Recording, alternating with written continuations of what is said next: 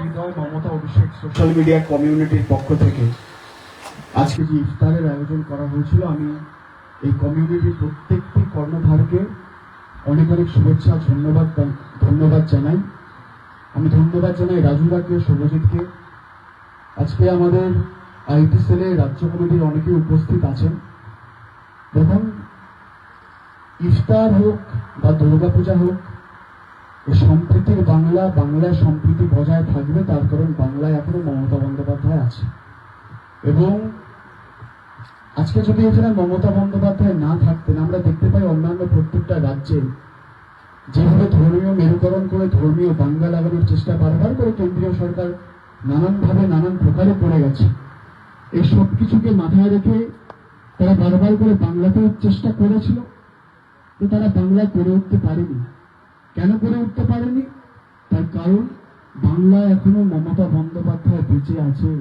অর্থাৎ বাংলায় যদি তোমরা হিন্দু মুসলমান করে দাঙ্গা লাগাতে চাও, তোমরা সফল হবে না।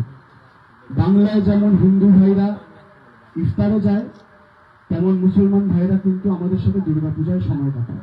ফলে এটাই বাংলা, বাংলায় এই সম্প্রীতি বজায় থাকুক।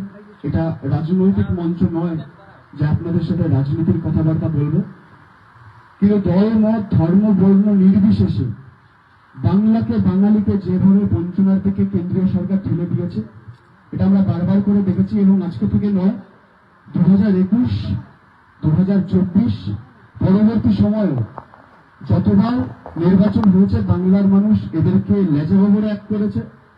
এবং 2021 সালের বিধানসভা নির্বাচনে গোহারা হেরে যাওয়ার পরে বাংলার মানুষ এদেরকে লেজে গোবরে এক করে দেওয়ার পরে থেকে আমরা দেখেছি বাংলার প্রতি বঞ্চনা, বাঙালির প্রতি বঞ্চনা। এবং যেভাবে কেন্দ্রীয় সরকার বাংলার মানুষকে, বাঙালিকে হাতে মারতে চেয়েছে, ভাতে মারতে চেয়েছে, কিন্তু তারা কোনো মতে হাতেও মারতে পারেনি, ভাতেও মারতে পারেনি। বাংলার মানুষের 100 দিনের কাজের টাকা বন্ধ করেছে, মমতা বন্দ্যোপাধ্যায় 100 দিনের কাজের টাকা দেওয়া শুরু করেছে। বাংলার মানুষের বাড়ির টাকা বন্ধ করেছে, মমতা বন্দ্যোপাধ্যায় বাড়ির টাকা দেওয়া শুরু করেছে। তারা যতবার ভাঙার চেষ্টা করেছে, আমরা ততবার গড়েছি। যারা ততবার বঞ্চিত করেছে, আমরা ততবার আগলে রেখেছি। ফলে তাদের সাথে আমাদের এই জায়গাতেই পার্থক্য। এবং আমি প্রত্যেককে অনেক অনেক ধন্যবাদ জানাই, সালাম জানাই, শুভেচ্ছা জানাই।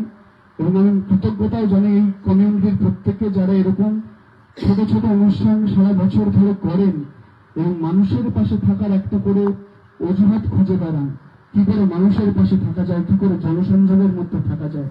এটা অন্য কোনো দলে হয়তো টাকা পয়সা দিয়ে, অর্থের ক্ষমতায় তারা করতে পারে। তৃণমূল কংগ্রেস এমন একটা দল যেখানে প্রত্যেকটা কর্মী যদি দলের প্রচারও করে, সেটা ওই নেত্রীকে দেখে এবং অভিষেক বন্দ্যোপাধ্যায়কে ভালোবেসে করে, আবেগবশত করে।